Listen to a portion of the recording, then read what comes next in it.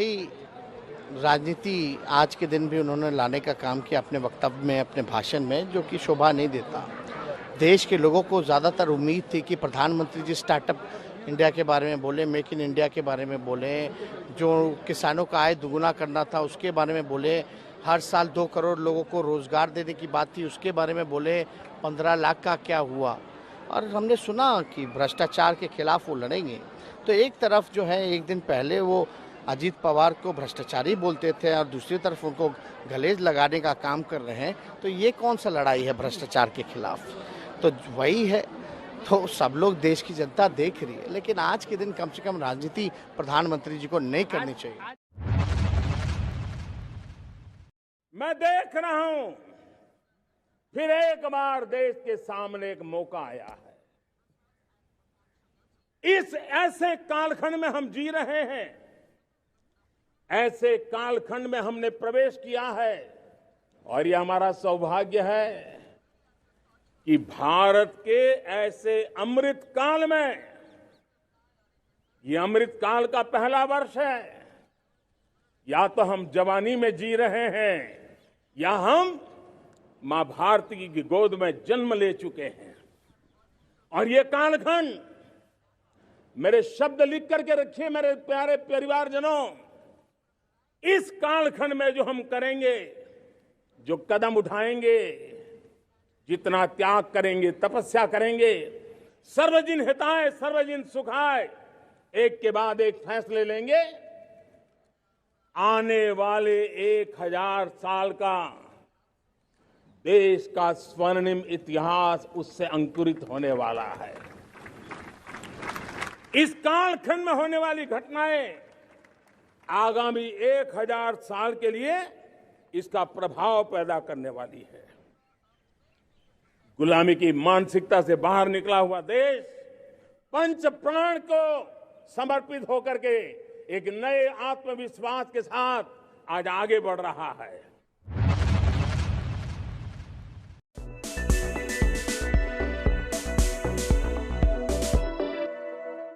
तोल मोल के बोल, फिर बात बनेगी। फिसली जुबान तो जनता पूछेगी। क्या बोल गए नेताजी? देखिए सिर्फ आज तक। नरेंद्र मोदी की ललकार, फिर जीत कर आऊंगा अगली बार। परिवारवाद, तुष्टिकरण, भ्रष्टाचार को कहा सबसे बड़ा रोग। विपक्ष को पीएम मोदी का भाषण पसंद नहीं आया। स्वतंत्रता दिवस की संध्या पर राष्ट्रपति के एट होम में जुटे दिग्गज, पीएम मोदी समेत मंत्रिमंडल के सदस्य रहे मौजूद।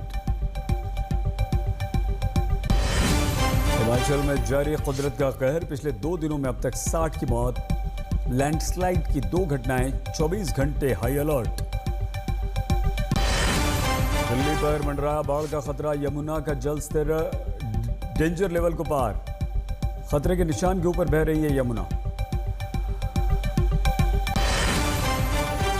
और लंदन में धर्मगुरु मोरारी बापू की रामकथा में ब्रिटिश पीएम सुनक ने झुकाए शीश, बोले पीएम नहीं, हिंदू के तौर पर आया, लगाया जय सिया राम का नारा।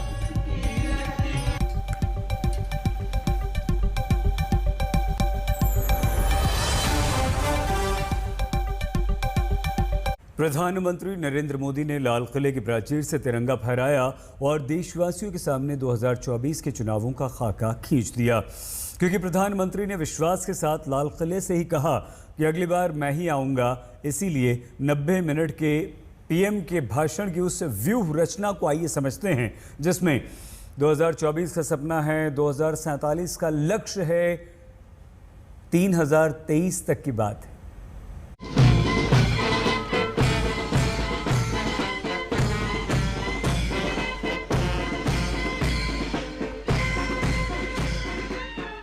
हिंदुस्तान आजादी का उत्सव मना रहा है, भारत के भाल पर विजय का टीका लगा रहा है। आजाद भारत के अभिमान तिरंगे को आकाश में लहराता देख दिल भावों से भर जाता है। इसी आजादी के उत्सव में प्रधानमंत्री नरेंद्र मोदी ने भी हिस्सा लिया। लाल किले की प्राचीर पर उन्होंने तिरंगा लहराया। इसके साथ ही प्रधानमंत्री नरेंद्र मोदी ने 2024 के चुनाव का खाका खींच दिया। 90 मिनट के भाषण में मोदी ने परिवारवाद शब्द का इस्तेमाल 12 बार किया। परिवारवाद के बहाने विपक्ष को निशाने पर लिया। हमारे देश को नोच लिया है परिवारवाद। इस परिवारवाद ने देश को जिस प्रकार से जकड़ के रखा है, उसने देश के लोगों का हक छीना है। पीएम मोदी ने जता दिया कि 2024 की जो जंग होगी उसमें परिवारवाद का मुद्दा अहम मुद्दों में से एक होगा। मगर सिर्फ परिवारवाद ही नहीं, 24 के चुनाव में पीएम मोदी भ्रष्टाचार को भी बड़ा मुद्दा बनाएंगे और वो उन्होंने आज ही जता दिया। देश की सारी समस्याओं की जड़ में भ्रष्टाचार ने दिमक की तरह देश की सारी व्यवस्थाओं को, देश के सामर्थ्य को पूरी तरह नोच लिया। भ्रष्टाचार से मुक्ति, भ्रष्टाचार के खिलाफ जंग हर इकाई में, हर क्षेत्र में। और मैं देशवासियों, मेरे प्रिय परिवारजनों, ये मोदी के जीवन का कमिटमेंट है। ये मेरे व्यक्तित्व का एक कमिटमेंट है कि मैं भ्रष्टाचार के खिलाफ लड़ाई लड़ता रहूंगा। पीएम मोदी ने नाम नहीं लिया, मगर कांग्रेस की पिछली सरकारों को जमकर कोसा इसी भ्रष्टाचार के मुद्दे पर। जब भ्रष्टाचार का राक्षस देश को दबोचे हुए थे, लाखों करोड़ के घोटाले अर्थव्यवस्था को डामाडोल कर रहे थे, गवर्नेंस फ्रेजाइल फाइल में देश की पहचान होने लगी थी, लीकेजेस को हमने बंद किया, मजबूत अर्थव्यवस्था बनाई, हमने गरीब कल्याण के लिए ज्यादा से ज्यादा धन खर्चने का प्रयास किया। पीएम मोदी ने पूरे भाषण में 11 बार भ्रष्टाचार का जिक्र किया, यानी भ्रष्टाचार भी उन मुद्दों में शामिल होगा जो 2024 के चुनाव में उछाले जाएंगे। बीजेपी अक्सर आरोप लगाती है कि कांग्रेस तुष्टीकरण की राजनीति करती है, इसीलिए पीएम ने आज अपने भाषण में तुष्टीकरण का भी जिक्र किया। 8 बार उन्होंने अपने भाषण में तुष्टीकरण शब्द का इस्तेमाल किया। तुष्टीकरण की है, ये तुष्टीकरण में भी देश के मूलभूत चिंतन को, देश के सर्वसमावेशक हमारे राष्ट्रीय चरित्र को दाग लगा दिए, तहस-नहस कर दिया है ये। और इसलिए मेरे प्यारे देशवासियों, इसलिए मेरे प्यारे परिवारजनों, हमें इन 3 बुराइयों के खिलाफ पूरे सामर्थ्य के साथ लड़ना है। पीएम मोदी ने बता दिया कि आने वाले 24 के चुनाव में किन मुद्दों पर वो विपक्ष की घेराबंदी करेंगे, मगर इसके साथ ही पीएम ने अपने भाषण में सरकार के किए गए काम भी गिनाए। उन्होंने बताया कि कैसे उनकी सरकार ने भारत की अर्थव्यवस्था को मजबूत किया है। मेरे प्यारे परिवारजनों, जब हम लोग 14 में आए थे तो हम वैश्विक अर्थव्यवस्था में 10वें नंबर पर थे, और आज 140 करोड़ देशवासियों का पुरुषार्थ रंग लाया है कि हम विश्व की अर्थव्यवस्था में 5वें नंबर पर पहुंच चुके हैं।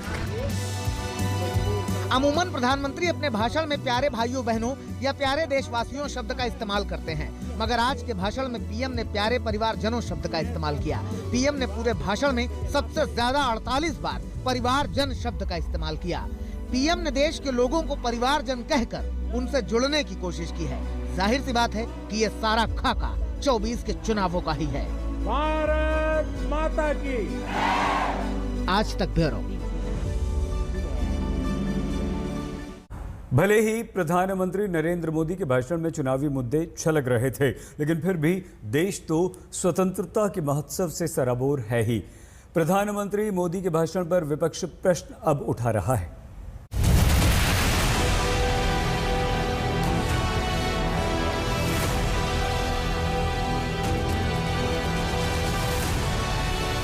अगली बार 15 अगस्त को इसी लाल किले से मैं आपको देश की उपलब्धियां, उसमें हुई प्रगति, उसकी जो सफलता है, आपके सामने मैं प्रस्तुत करूंगा। इस साल जश्न आजादी पर लाल किले से पीएम मोदी का ये विश्वास और अगले 15 अगस्त को लेकर इस बड़े ऐलान के बीच वो आम चुनाव है जिसे फतह करके ही पीएम मोदी के इन वाक्यों की सार्थकता साबित हो सकेगी। तो क्या देश के विकास की जिस गौरव गाथा का गान पीएम मोदी ने लाल किले से किया है, विकास की वही बयार बीजेपी को एक बार फिर चुनाव जिताएगी। लगातार तीसरी बार पीएम मोदी को क्या सत्ता में लेकर आएगी?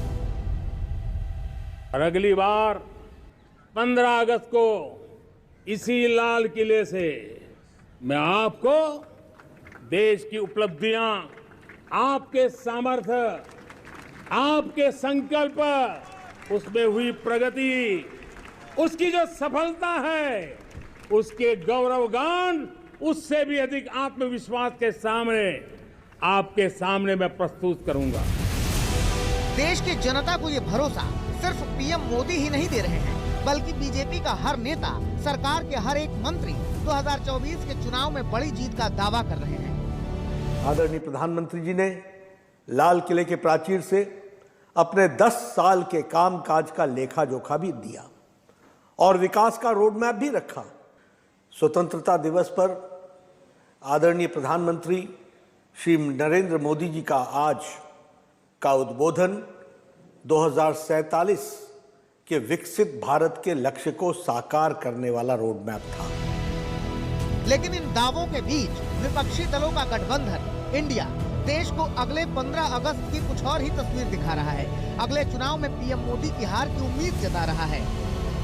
अगले साल फिर झंडा फहलाएंगे, अपने घर के ऊपर फैलाएंगे। सर मोदी जी अगला बार फहरा पाएंगे? नहीं फहरा पाएगा। तो क्या आज उनका क्या माना है? मोदी जी का आज जो झंडा अंतिम है उनका, आगे क्या होने वाला है? आगे हम लोग विपक्षी दलों का ये भरोसा इंडिया गठबंधन की पटना और बेंगलुरु में हुई बैठक के बाद दिख रहा है। इस गठबंधन के तहत विपक्ष एक सीट एक प्रत्याशी वाले फॉर्मूले की ओर बढ़ रहा है। 450 सीटें चिन्हित कर ली गई हैं, जहां पर बीजेपी के एक उम्मीदवार के मुकाबले में इंडिया का एक उम्मीदवार। विपक्षी दल मान रहे हैं कि अगर इंडिया गठबंधन में शामिल दल इस फॉर्मूले को फाइनल करते हैं तो मोदी का विजयी रथ रोकना महज सपना नहीं रह जाएगा। यही वजह है कि लाल किले से पीएम मोदी के एक एक वार का विपक्षी भी जवाब दे रहे हैं। भ्रष्टाचार से लेकर परिवारवाद के आरोपों पर पीएम मोदी पर पलटवार कर रहे हैं। हमने सुना कि भ्रष्टाचार के खिलाफ वो लड़ेंगे, तो एक तरफ जो है एक दिन पहले वो अजीत पवार को भ्रष्टाचारी बोलते थे और दूसरी तरफ उनको गलेज लगाने का काम कर रहे हैं, तो ये कौन सा लड़ाई है भ्रष्टाचार के खिलाफ? जगन मोहन रेड्डी किसके घर से आते हैं? पटनायक साहब कौन से घर से आते हैं? चिराग पासवान कौन से घर से आते हैं? और ऐसे कई नाम है जो गिने जा सकते हैं। परिवारवादी वाली बात तो उन्होंने उत्तर प्रदेश के मुख्यमंत्री जी पर भी देखना चाहिए। वो हमसे पहले उदाहरण बने हैं परिवारवाद के। हम लोग तो बाद में उदाहरण बने हैं, लेकिन उत्तर प्रदेश के मुख्यमंत्री जी पहले उदाहरण हैं उत्तर प्रदेश में। हमसे पहले परिवारवाद अगर किसी ने अपनाया है तो बीजेपी ने, और उन्होंने खुद। विपक्षी दलों के इन हमलों को लेकर पीएम मोदी भी सचेत हैं। यही वजह है कि वो लगातार भ्रष्टाचार, परिवारवाद और तुष्टीकरण को लेकर विपक्षी दलों को निशाने पर ले रहे हैं। तुष्टीकरण की सोच, तुष्टीकरण की राजनीति, तुष्टीकरण का सरकारी योजनाओं का तरीका, इसने सामाजिक न्याय को मौत के घाट उतार दिया है। 2047 विकसित भारत का सपना का साकार करना चाहता है, तो हमारे लिए आवश्यक है कि हम किसी भी हालत में देश में भ्रष्टाचार को सहन नहीं करेंगे। साथ ही बीजेपी भी लगातार कई दलों को साथ लेकर विपक्षी गठजोड़ का जवाब देने की कोशिश में लगी हुई है। विपक्ष की तमाम रणनीति के बीच पीएम मोदी 2047 में देश में विकास का तिरंगा फहराने का आह्वान कर रहे हैं, जो पीएम मोदी के विजय के दावों को मजबूत कर रहे हैं। 2047 हम एक विकसित भारत का सपना लेकर के चल रहे हैं तब, और वो सपना नहीं, 140 करोड़ देशवासियों का संकल्प है। और उस संकल्प को सिद्ध करने के लिए परिश्रम की पराकाष्ठा भी है। लाल किले पर अपने 10वें भाषण के साथ पीएम मोदी ने 24 के चुनाव का पूरा खाका भी खींच दिया है। अगले साल फिर लाल किले पर तिरंगा फहराने का ऐलान कर सियासी हलचल को बढ़ा दिया है। आज तक ब्यूरो।